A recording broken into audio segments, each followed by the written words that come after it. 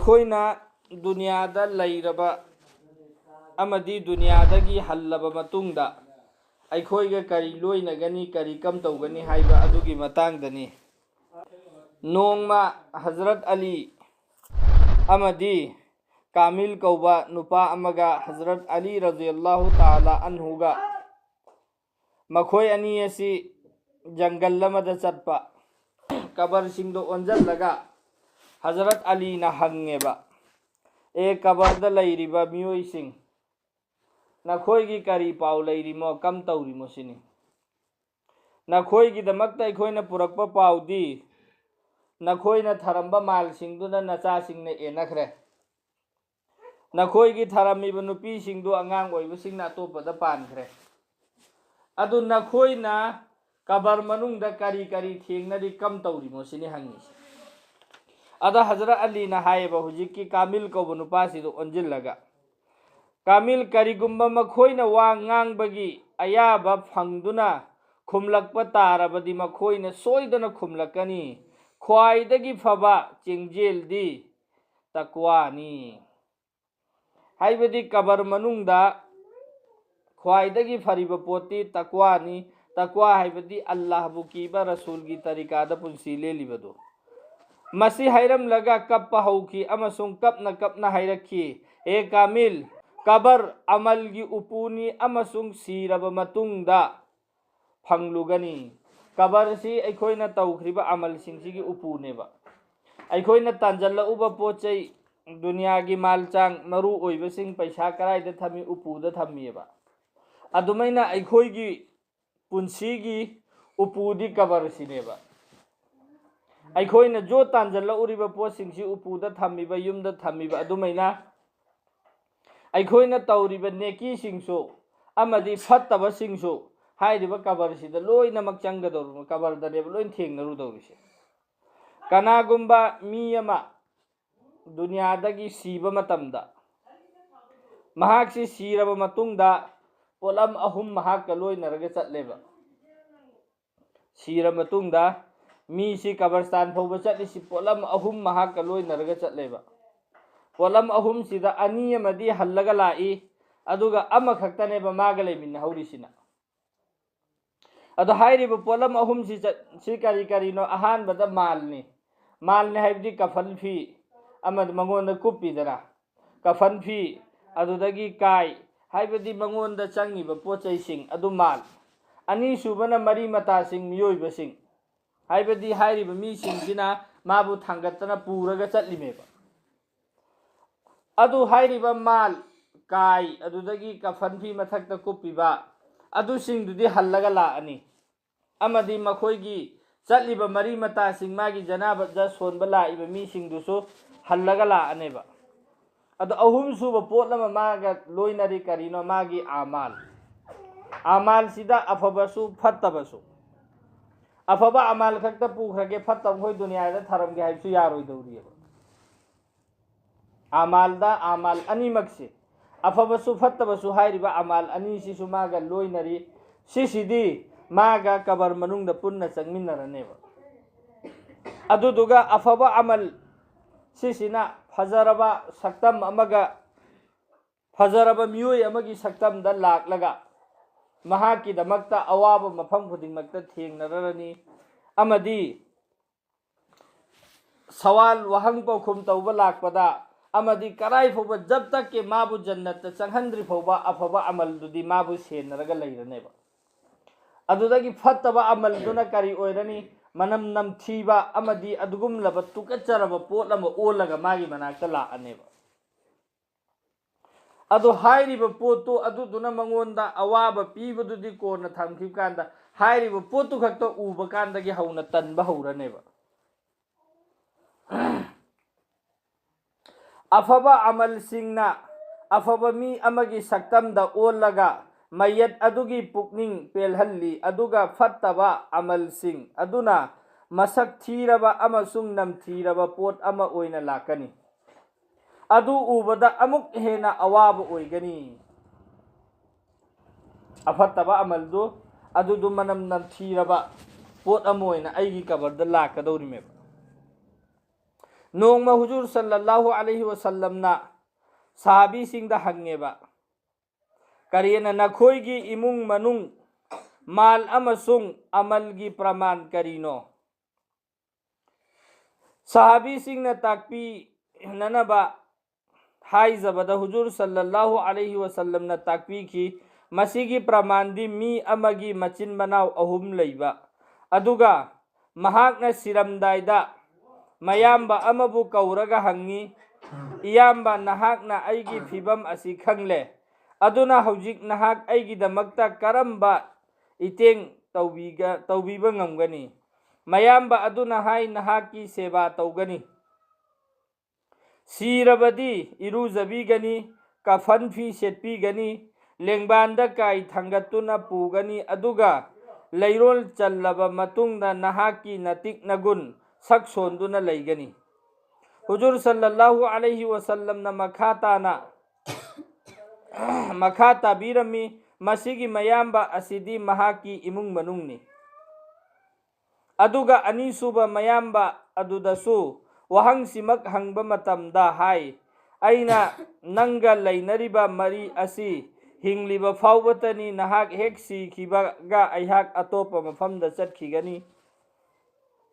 haibadi aikhoida Allahgi Rasulna parman piragane bataise kanagumba mi amagi mayamba ahum leiba hairiba mayamba ahumse sigisi mi sina siramdai matamda mayamba ahum sida amamam tahangeba karin haire ahanba amada hange e aigi yamba aigi halatti nangna khange ai hujik oiriba halatse adu nang aigi damakta kari tauba ngamgane na hangba adu mayamba duna khumme kariyena nangna hingaga leiri fawba ai nangi seba taugani amadi nangna siba matamda nangi kafan fi gi kari gi loina intizam taubigani amadi aina nangbu nengbanda hapkatlaga puraga kabarda phumjalamgani kabarda sikhra matung phumjan khraba matungda matam khara nangi natik nagun solaga leige amana hai ado hairiba si mayamba sigi parmansi karino aigi imung manung neba aigi imung manunggi mi si aine hingaga leiri fawdi aigi seba tawbiganeba aigi seba tawbigani aigi awat apa hangani ada ai siba matamda sira matungdadi kuina su thamnadre dana hujikte hanadi khakakpa thamnaramni hujikti kuina thamba phatte chumnadasu kuina thamba phatte asiba siba phumjalo hairimeba yumda kuina thamgon haiduna hujikti kuina fawba thamningdreba ahing len khinena numdang pung 7 9 da fawba poloi thoameba aina nungsiyena seba tawrammiba misi sira amatungda thawai yauraktrapkandadi pura kabarda phumuningai gi tayari neba adun ngasai mayamba duda hangba kanda hairisi nangna hingi fawdi nangi seba tawgani sirab kanda nangbu kafan fi irujabirani kafan fi setpirani aduga leiron changraba matungda haibadi phumjangra matungda nangi natik nagun khara saksondar leiramgani adusu matam kharagi adu sisikarano aigi imung manunggi mi neba aigi imung manunggi mi siga aigi leinariba mari duneba taise ani suba mayamba duda hangba kanda na haire ai sigi halat nangna khange ai si nang aigi damakta kari tawba ngamgani sini ani suba mayamba sina haire kariyana nangna hek nangi thawaida hakchang yauri fautang ai sinangini haibadi nangna tawung hoi ai yagani nangi thawaida hakchang yauri fauba nangna hek thawaiga hakchang ga khaina kimi kupto adudagi ai di nangi oiro atopagi oikhradami ai atopada chakhrani sini hakse si sina karino aigi mal neba aina ngasi aigi mal aigi ni aigi aduni aigi ne na hairi singse si sina aingonda hairi si karino nangi thawaiga hakchanga leiri phautani nangi nanakta aina leigedaba nangi thawaiga hakchanga khaina khiunu tudai atop mafamda chakhrani hairi se ani suba mayamba duna adubaina hayen hasigi parmande aigi mal duneba aduna droiri se siriba mi sigi sira matungda magi pochai pairubda ka gai adu pairu nongna hairakpa yaubrane yaudreba mangonda atangba pot setlamasu mana siramba ghari nupi oira mana yalamba sana mana siramba sori jobi mangonda leirammi khuding maksi loina lauthoi lauthoktrane sidi mana yamna pamambani kaina hairiba sana ga dum yalaga phungthi yaurabo ꯌꯥꯎꯗꯦꯕ ꯁꯅꯥꯗꯨ ꯂꯧꯊꯣꯛꯍꯧꯔꯅꯤ ꯑꯗꯨꯏ ꯃꯊꯛꯇ ꯑꯃꯨꯛꯀ ꯏꯃꯥꯅ ꯁꯤꯔꯝꯃꯤꯁꯦ ꯑꯩꯉꯣꯟꯗ ꯏꯃꯥꯅ ꯑꯩ ꯍꯤꯡꯉꯤꯉꯩꯗ ꯄꯤꯔꯝꯃꯃꯦꯅ ꯑꯃꯅ ꯍꯥꯏꯔꯛꯑꯅꯤ ꯀꯔꯤ ꯑꯩꯉꯣꯟꯗ ꯄꯤꯔꯝꯃꯤꯃꯦꯅ ꯌꯦꯠꯅꯗꯅ ꯑꯗꯨ ꯇꯕꯔꯕꯥꯠꯅꯦꯕ ꯏꯃꯥꯒꯤ ꯁꯅꯥꯁꯦ ꯑꯩꯉꯣꯟꯗ ꯄꯤꯔꯝꯃꯃꯦꯅ ꯑꯃꯅ ꯍꯥꯏꯔꯛꯑꯅꯤ ꯏꯃꯥꯗꯨꯗꯗꯤ ꯁꯤꯈ꯭ꯔꯃꯦꯅ ꯍꯪꯉꯨꯕ ꯌꯥꯔꯔꯣꯏꯕ ꯑꯃꯅ ꯍꯥꯏꯔꯅꯤ ꯑꯩꯉꯣꯟꯗ ꯄꯤꯔꯝꯃꯤꯃꯦ ꯑꯩꯉꯣꯟꯗ ꯄꯤꯔꯝꯃꯤꯃꯦꯅ ꯃꯄꯨ ꯑꯣꯏꯔꯝꯃꯤꯕ ꯑꯩꯁꯤ ꯑꯗꯨ ꯌꯦꯠꯅꯕꯗꯣ ꯑꯩ ꯈꯪꯕ ꯅꯠꯇ꯭ꯔꯦꯕ ꯑꯩ ꯊꯋꯥꯏ ꯌꯥꯎꯗꯕ ꯍꯛꯆꯥꯡ ꯑꯣꯏꯅ ꯇꯥꯔ ꯂꯩꯔꯕ ꯃꯇꯝꯗꯨꯗ ꯑꯩꯅ ꯁꯤꯔꯝꯃꯤꯕ ꯁꯅꯥꯗꯨꯅ ꯑꯩꯅ ꯄꯩꯖꯜꯂꯝꯃꯤꯕ ꯃꯥꯜꯗꯨꯅ ꯑꯩꯒꯤ ꯀꯔꯤ ꯃꯇꯦꯡ ꯄꯥꯡꯕ ꯉꯝꯃꯤ ꯀꯔꯤꯝ ꯐꯥꯎꯕ ꯉꯝꯃꯔꯣꯏꯕ ꯑꯗꯨꯅꯗꯤ ꯃꯥꯜꯁꯤꯅ ꯑꯩꯉꯣꯟꯗ ꯍꯥꯏꯔꯤꯁꯤ ꯀꯔꯤꯅꯣ ꯅꯪꯒꯤ ꯍꯤꯡꯉꯤ ꯐꯥꯎꯇꯅꯤ ꯑꯩꯁꯤ ꯅꯪꯒꯤ ꯅꯪꯅ ꯍꯦꯛ ꯊꯋꯥꯏꯒ ꯍꯛꯆꯥꯡꯒ ꯈꯥꯏꯅꯈꯤꯕ ꯃꯇꯝꯗꯣ ꯑꯗꯨꯗꯒꯤ ꯑꯩ ꯑꯇꯣꯞꯄ ꯑꯝꯗ ꯆꯠꯈ꯭ꯔꯅꯤ ꯅꯪꯒꯤ ꯑꯣꯏꯔꯔꯣꯏ ꯁꯤꯅꯤ ꯑꯜꯂꯥꯍ ꯔꯁꯨꯜꯅ ꯄꯔꯃꯥꯟ ꯇꯧꯔꯒꯅꯤꯀꯣ ꯍꯥꯏꯔꯤꯁꯦ ꯑꯍꯨꯝ ꯁꯨꯕ ꯃꯌꯥꯝꯕ ꯑꯃ ꯑꯍꯨꯝ ꯁꯨꯕꯁꯤꯗ ꯍꯪꯉꯦ ꯏꯌꯥꯝꯕ ꯑꯩꯒꯤ ꯍꯥꯂꯠꯁꯤ ꯅꯪꯅ ꯈꯪꯉꯤ ꯅꯪ ꯑꯩꯒꯤꯗꯃꯛꯇ ꯀꯔꯤ ꯇꯧꯕ ꯉꯝꯒꯗꯃꯣꯅ ꯍꯪꯉꯤ ꯑꯍꯨꯝ ꯁꯨꯕꯁꯤꯅ ꯍꯥꯏꯔꯤꯁꯤ ꯅꯪꯒꯤꯗꯃꯛꯇ ꯑꯩ ꯃꯇꯝ ꯈꯨꯗꯤꯡꯃꯛꯇ ꯂꯦꯡꯗꯅ ꯂꯩꯒꯅꯤ ꯅꯪ ꯁꯤꯔꯕ ꯃꯇꯨꯡꯗꯁꯨ ꯑꯩ ꯅꯪꯒ ꯂꯣꯏꯅꯒꯅꯤ ꯀꯕꯔꯗꯁꯨ ꯑꯩ ꯅꯪꯒꯤ ꯅꯅꯥꯛꯇ ꯂꯩꯒꯅꯤ ꯅꯪꯒꯤ ꯅꯅꯥꯛꯇ ꯂꯥꯛꯄ ꯈꯨꯗꯤꯡꯃꯛ ꯑꯩꯅ ꯊꯦꯡꯅꯒꯅꯤ ꯍꯌꯦꯡ ꯍꯁꯔꯒꯤ ꯃꯩꯗꯥꯟꯗꯁꯨ ꯑꯩ ꯅꯪꯒ ꯂꯣꯏꯅꯅ ꯂꯩꯒꯅꯤ ꯑꯃꯗꯤ ꯅꯪꯒꯤ ꯅꯥꯃꯥꯏ ꯑꯃꯜ ꯑꯣꯜꯂꯛꯄ ꯃꯇꯝꯗꯁꯨ ꯅꯪꯒꯤ ꯑꯐꯕꯒꯤ ꯑꯃꯜꯒꯤ ꯅꯥꯀꯟꯗꯨꯗ ꯑꯩꯅ ꯐꯝꯃꯒ ꯂꯨꯝꯊꯜꯂꯒ ꯅꯪꯕꯨ ꯖꯟꯅꯠꯇ ꯄꯨꯖꯟꯗ꯭ꯔꯤꯐꯥꯎ ꯑꯩ ꯅꯪ ꯁꯦꯟꯅꯔꯒ ꯂꯩꯒꯅꯦꯅ ꯑꯃ ꯃꯌꯥꯝꯕꯁꯤꯅ ꯍꯥꯏꯔꯦꯕ ꯑꯗꯨ ꯁꯤꯅ ꯀꯔꯝꯕ ꯃꯌꯥꯝꯕꯅꯣ ꯁꯤꯅ ꯀꯔꯤꯅꯣ ꯄꯔꯃꯥꯟ ꯑꯣꯏꯔꯤꯁꯤ ꯑꯩꯒꯤ ꯑꯃꯥꯜꯗꯨꯅꯦꯕ ꯑꯩꯒꯤ ꯑꯐꯕ ꯑꯃꯜꯗꯨꯅꯦꯕ ꯑꯗꯣ ꯑꯜꯂꯥꯍꯒꯤ ꯔꯁꯨꯜꯅ ꯍꯪꯉꯤꯁꯤ ꯁꯤ ꯃꯌꯥꯝꯕ ꯑꯍꯨꯝꯁꯤꯒꯤ ꯄꯔꯃꯥꯟ ꯄꯤꯔꯒ ꯈ꯭ꯋꯥꯏꯗꯒꯤ ꯐꯕ ꯃꯌꯥꯝꯕꯁꯤ ꯀꯔꯝꯕꯅꯣ ꯁꯤꯅꯤ ꯍꯪꯉꯤꯁꯤ ꯑꯃꯅ ꯀꯔꯤ ꯅꯪ ꯍꯤꯡꯉꯤ ꯐꯥꯎꯕ ꯅꯪꯒꯤ ꯁꯦꯕꯥ ꯇꯧꯒꯅꯤ ꯅꯪ ꯁꯤꯔ ꯃꯇꯨꯡꯗ ꯅꯪꯒꯤ ꯏꯔꯨꯖꯕꯤꯒꯅꯤ ꯀꯐꯟ ꯁꯦꯠꯄꯤꯒꯅꯤ ꯀꯕꯔꯗ ꯐꯨꯝꯖꯜꯕꯨꯔꯨꯅꯤ ꯑꯅꯤ ꯁꯨꯕꯅ ꯍꯥꯏꯔꯤꯁꯤ ꯅꯪ ꯍꯤꯡꯉꯤ ꯐꯥꯎꯇꯅꯤ ꯅꯪ ꯁꯤꯈꯤꯕꯒ ꯑꯩꯗꯤ ꯑꯇꯣꯞꯄ ꯑꯃꯗ ꯆꯠꯈ꯭ꯔꯅꯤ ꯍꯥꯏꯔꯦ ꯑꯍꯨꯝ ꯁꯨꯕꯁꯤꯅ ꯍꯥꯏꯔꯤꯁꯤꯅ ꯅꯪ ꯁꯤꯔꯕ ꯃꯇꯨꯡꯗꯁꯨ ꯑꯩ ꯅꯪꯒꯤ ꯃꯇꯨꯡꯗ ꯏꯟꯅꯔꯛꯀꯅꯤ ꯅꯪꯒꯤ ꯀꯕꯔꯗꯁꯨ ꯑꯩ ꯂꯩꯒꯅꯤ ꯑꯃꯗꯤ ꯍꯌꯦꯡ ꯃꯩꯗꯥꯟ ꯃꯦꯍꯁꯔꯗꯁꯨ ꯅꯪꯒꯤ ꯅꯅꯥꯛꯇ ꯑꯩ ꯂꯩꯒꯅꯤ ꯅꯪꯒꯤ ꯑꯃꯜ ꯅꯃꯥ ꯑꯣꯜꯂꯛꯄ ꯃꯇꯝꯗꯁꯨ ꯑꯩ ꯅꯪꯒꯤ ꯅꯅꯥꯛꯇ ꯂꯩꯒꯅꯤꯅ ꯍꯥꯏꯔꯦꯕ ꯑꯗꯨꯗꯤ ꯍꯥꯏꯔꯤꯕ ꯃꯌꯥꯝꯕ ꯑꯍꯨꯝꯁꯤꯗ ꯈ꯭ꯋꯥꯏꯗꯒꯤ ꯐꯕ ꯃꯌꯥꯝꯕꯁꯤ ꯀꯔꯝꯕꯅꯣ ꯁꯤꯅꯤ ꯍꯪꯉꯤ ꯑꯍꯨꯝ ꯁꯨꯕꯁꯤꯅ ꯈ꯭ꯋꯥꯏꯗꯒꯤ ꯐꯕꯅꯦꯕ ꯅꯠꯇ꯭ꯔꯅꯦ ꯃꯔꯝꯗꯤ ꯁꯤꯔꯕ ꯃꯇꯨꯡꯗꯁꯨ ꯃꯥ ꯑꯩꯒꯤ ꯀꯥꯟꯅꯅꯉꯥꯏꯒꯤ ꯇꯧꯗꯧꯔꯤꯑꯕ ꯑꯗꯨꯗꯤ ꯑꯩꯅ ꯈ꯭ꯋꯥꯏꯗꯒꯤ ꯐꯕꯅꯦꯅ ꯈꯜꯂꯤꯕ ꯏꯌꯥꯝꯕꯗꯣ ꯑꯗꯨꯗꯨ ꯑꯩꯒꯤ ꯈ꯭ꯋꯥꯏꯒꯤ ꯃꯔꯨ ꯑꯣꯏꯕ ꯑꯣꯏꯅ ꯊꯝꯐꯝ ꯊꯣꯛꯄ꯭ꯔꯥ ꯊꯣꯛꯇꯕ꯭ꯔꯥ ꯑꯗꯣ ꯍꯥꯏꯔꯤꯕ ꯄꯔꯃꯥꯟ ꯑꯍꯨꯝꯁꯤ ꯑꯃꯅ ꯑꯩꯒꯤ ꯏꯃꯨꯡ ꯃꯅꯨꯡ ꯑꯩꯒꯤ ꯃꯔꯤ ꯃꯇꯥꯅꯤ ꯑꯃꯅ ꯑꯩꯒꯤ ꯂꯩꯔꯤꯕ ꯃꯥꯜꯁꯤꯅꯤ ꯑꯍꯨꯝ ꯁꯨꯕꯁꯤꯅ ꯑꯩꯒꯤ ꯑꯃꯥꯜꯗꯨꯅꯤ ꯑꯐꯕ ꯑꯗꯨꯗꯤ ꯑꯩꯒꯤ ꯑꯐꯕ ꯑꯃꯥꯜꯁꯤ ꯁꯤ ꯈꯛꯇꯅꯤ ꯑꯩꯒ ꯂꯣꯏꯅꯔꯒ ꯆꯠꯀꯗꯧꯁꯦ ꯀꯕꯔꯗ ꯖꯦꯞ ꯌꯥꯎꯕ ꯅꯠꯇꯦꯕ ꯌꯥꯎꯕ꯭ꯔꯅꯦ ꯑꯩꯈꯣꯏꯒꯤ ꯀꯐꯟ ꯐꯤꯁꯤꯗꯒꯁꯤ ꯇꯣꯉꯥꯟꯅ ꯖꯦꯞ ꯄꯥꯟꯅꯕ꯭ꯔꯣ ꯄꯥꯟꯗꯦꯕ ꯀꯕꯔꯗ ꯂꯥꯛꯏꯕ ꯐꯔꯤꯁꯇꯥꯗꯨ ꯍꯧꯖꯤꯛ ꯗꯨꯅꯤꯌꯥꯗꯗꯤ ꯑꯩꯁꯤ ꯀꯔꯤꯒꯨꯝꯕ ꯑꯔꯨꯕꯗꯒꯤ ꯑꯔꯨꯕ ꯄꯣꯠ ꯑꯃꯗ ꯑꯩꯁꯤ ꯄꯜꯂꯒ ꯂꯩꯔꯨꯕ ꯇꯥꯔꯒꯁꯨ ꯄꯩꯁꯥ ꯄꯤꯔꯒ ꯅꯠꯇ꯭ꯔꯒ ꯋꯥ ꯉꯥꯡꯅꯔꯒ ꯊꯦꯝꯗꯅ ꯅꯧꯗꯅ ꯔꯤꯁ꯭ꯋꯥꯠ ꯄꯤꯔꯒ ꯍꯥꯏꯕꯗꯤ ꯃꯈꯣꯏꯗ ꯈꯔ ꯄꯩꯁꯥ ꯅꯨꯡꯁꯥ ꯄꯤꯆꯔꯒ ꯑꯩꯕꯨ ꯅꯥꯟꯊꯣꯛꯍꯟꯕ ꯊꯥꯗꯣꯛꯍꯟꯕ ꯂꯣꯏꯅ ꯉꯝꯃꯤꯑꯕ ꯄꯩꯁꯥꯅ ꯅꯠꯇ꯭ꯔꯅꯦ ꯑꯗꯨꯕꯨ ꯀꯕꯔꯗ ꯂꯥꯛꯀꯗꯧꯔꯤꯕ ꯐꯔꯤꯁꯇꯥꯗꯨ ꯑꯗꯨꯒꯤꯗꯨꯗꯗꯤ ꯄꯩꯁꯥ ꯄꯤꯔꯨꯕ ꯌꯥꯔꯔꯣꯏꯕ ꯃꯈꯣꯏꯗ ꯑꯩꯈꯣꯏꯅ ꯁꯦ ꯂꯨꯄꯥ 2,000-3,000 ꯄꯩꯖꯜꯂꯨ ꯑꯗꯨꯒ ꯑꯩꯒꯤ ꯋꯥꯍꯪꯗꯨ ꯈꯔ ꯀꯣꯝꯍꯜꯂꯨ ꯀꯥꯏꯅ ꯍꯥꯏꯔꯨꯕ ꯌꯥꯒꯗ꯭ꯔꯣ ꯃꯈꯣꯏꯗ ꯁꯦ ꯂꯨꯄꯥ 1,00,000 ꯅꯪ ꯄꯥꯏꯔꯣ ꯂꯨꯄꯥ 1,00,000 ꯅꯕꯥꯅꯤ ꯌꯦꯟꯅꯔꯨꯔꯣ 50 ꯌꯦꯟꯅꯔꯣ ꯑꯗꯨꯒ ꯑꯩꯒꯤ ꯋꯥꯍꯪꯒꯤꯗꯣ ꯂꯣꯏ ꯆꯨꯝꯃꯦꯅ ꯏꯈ꯭ꯔꯣꯅ ꯍꯥꯏꯕ ꯌꯥꯒꯗ꯭ꯔꯕ ꯑꯩꯒꯤ ꯀꯕꯔꯗ ꯔꯤꯁ꯭ꯋꯥꯠ ꯄꯤꯕ ꯌꯥꯔꯔꯣꯏꯗꯕ ꯐꯔꯤꯁꯇꯥ ꯂꯥꯛꯑꯔꯣꯏ ꯔꯤꯁ꯭ꯋꯥꯠ ꯄꯤꯕ ꯌꯥꯔꯔꯣꯏ ꯃꯈꯣꯏꯗ ꯈꯔ ꯄꯩꯁా ꯄꯤꯆꯔꯒ ꯇꯧꯔꯨꯕꯗꯨ ꯌꯥꯔꯔꯣꯏꯕ ꯅꯠꯇ꯭ꯔꯅꯦ ꯑꯩꯒꯤꯅꯦꯅ ꯂꯩꯔꯤ ꯄꯣꯠꯁꯤ ꯁꯤꯔꯤꯐ ꯀꯔꯤꯅꯣ ꯑꯩꯅ ꯑꯐꯕ ꯇꯧꯍꯧꯕ ꯑꯃꯥꯜꯗꯨꯇꯅꯦꯕ ꯑꯗꯨꯅꯗꯤ ꯑꯩꯁꯤ ꯀꯔꯝꯕ ꯃꯑꯣꯡꯗ ꯄꯨꯟꯁꯤ ꯂꯦꯟꯒꯅꯤ ꯑꯜꯂꯥꯍꯒꯤ ꯑꯄꯥꯝꯕꯗ ꯔꯁꯨꯜꯒꯤ ꯇꯔꯤꯀꯥꯗ ꯑꯩꯅ ꯄꯨꯟꯁꯤ ꯂꯦꯜꯍꯧꯔꯦ ꯍꯥꯏꯔꯤꯕ ꯑꯩꯒꯤ ꯃꯤꯀꯨꯞꯇꯨ ꯁꯦꯀꯦꯟꯗꯨ ꯑꯗꯨꯗꯣ ꯑꯩꯒ ꯑꯗꯨꯝ ꯂꯣꯏꯅꯔ ꯆꯠꯇꯧꯔꯤꯑꯕ ꯉꯁꯤꯒꯤ ꯃꯇꯝꯁꯤ ꯑꯩꯈꯣꯏꯅ ꯈꯜꯂꯦꯕ ꯀꯩꯒꯨꯝꯕ ꯃꯇꯝꯗ ꯁꯨꯃꯥꯏꯅ ꯈꯟꯅꯗ꯭ꯔꯅꯦ ꯍꯌꯦꯡꯗꯒꯤ ꯑꯩ ꯅꯃꯥꯖꯁꯤ ꯐꯖꯅ ꯁꯣꯜꯂꯗꯃꯦꯅ ꯈꯤꯇꯪ ꯅꯃꯥꯖꯨꯒ ꯁꯣꯟꯗ ꯃꯤꯁꯤꯡꯁꯦ ꯀꯔꯝ ꯇꯧꯅꯤ ꯍꯌꯦꯡꯗꯒꯤꯗꯤ ꯑꯩ ꯅꯃꯥꯖ ꯁꯣꯜꯂꯗꯃꯦꯅ ꯈꯜꯂꯅꯦꯕ ꯃꯔꯝꯗꯤ ꯃꯨꯁꯜꯃꯥꯟ ꯈꯨꯗꯤꯡꯃꯛ ꯀꯩꯗꯧꯅꯨꯡꯗ ꯑꯩ ꯅꯃꯥꯖ ꯁꯣꯜꯂꯣꯏ ꯑꯩꯅ ꯍꯥꯏꯔꯣꯏꯕ ꯍꯥꯏꯗꯤ ꯍꯥꯏꯒꯅꯦꯕ ꯍꯌꯦꯡꯗꯒꯤ ꯐꯖꯅ ꯏꯔꯨꯖꯊꯣꯛꯑꯒ ꯅꯃꯥꯖ ꯁꯣꯜꯂꯗꯃꯦꯅ ꯀꯨꯔꯥꯟ ꯁꯣꯟꯕꯒꯤ ꯍꯥꯏꯔ ꯍꯌꯦꯡꯗꯒꯤ ꯁꯣꯜꯂꯗꯝꯃꯤ ꯍꯌꯦꯡ ꯌꯧꯔꯀꯥꯟꯗ ꯑꯃꯨꯛꯀ ꯍꯌꯦꯡꯗꯒꯤ ꯁꯣꯜꯂꯗꯝꯃꯤ ꯑꯗꯨ ꯍꯌꯦꯡꯅ ꯑꯗꯨꯝ ꯂꯩꯒꯅꯦꯕꯀꯣ ꯍꯌꯦꯡꯗꯨꯗꯤ ꯑꯩꯒꯤ ꯄꯨꯟꯁꯤꯗ ꯍꯌꯦꯡꯗꯨ ꯂꯥꯛꯈꯤꯅꯤ ꯂꯥꯛꯑꯣꯏ ꯍꯥꯏꯕꯁꯦ ꯑꯩ ꯈꯪꯕ ꯉꯝꯗꯦ ꯉꯝꯕ꯭ꯔꯅꯦ ꯍꯌꯦꯡꯁꯤ ꯑꯩꯒꯤ ꯄꯨꯟꯁꯤꯗ ꯍꯌꯦꯡ ꯂꯥꯛꯀꯅꯤ ꯂꯥꯛꯑꯣꯏ ꯈꯪꯗ꯭ꯔꯤꯑꯕ ngasi aina hujik hingiba matamsigi hisabti ai piru dauriyaba hujik aigi punsi aina ningsha holiba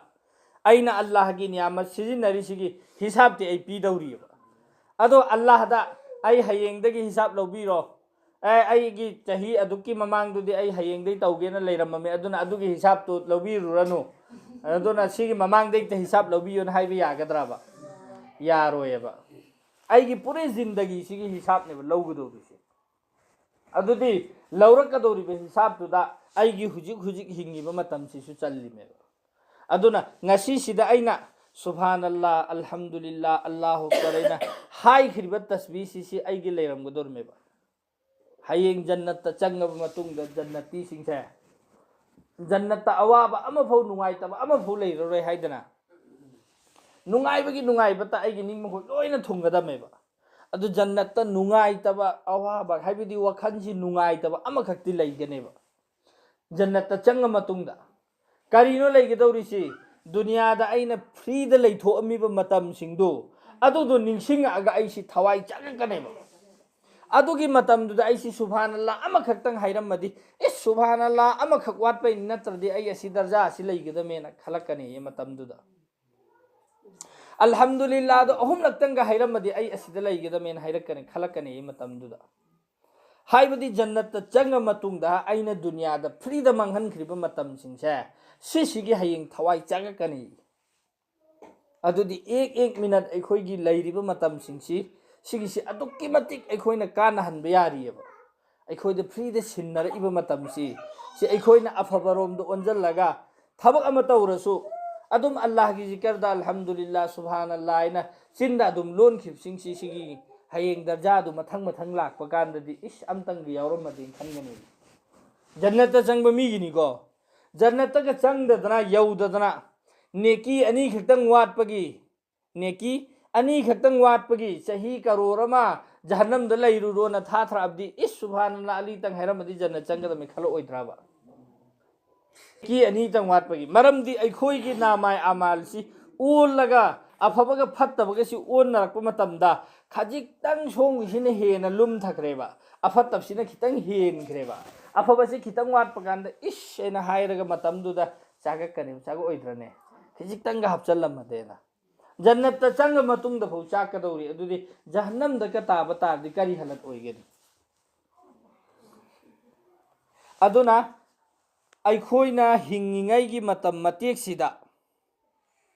aikhoiga loinariba khudingmaksi aikhoina siraba matungda aikhoiga loinaraga chatkadorsi kabar phobu polam ahum loinaraga chatkani ani ama halla lakani amadi ama khaktani aiga loina haudoriba aiga loina haugadoriba amadu aduda amka makhal anini afaba haibama phattaba haibama adu afabaduni henba tare aigi nungai ningai oire phattabduni hen khip tare aigi awaba oirone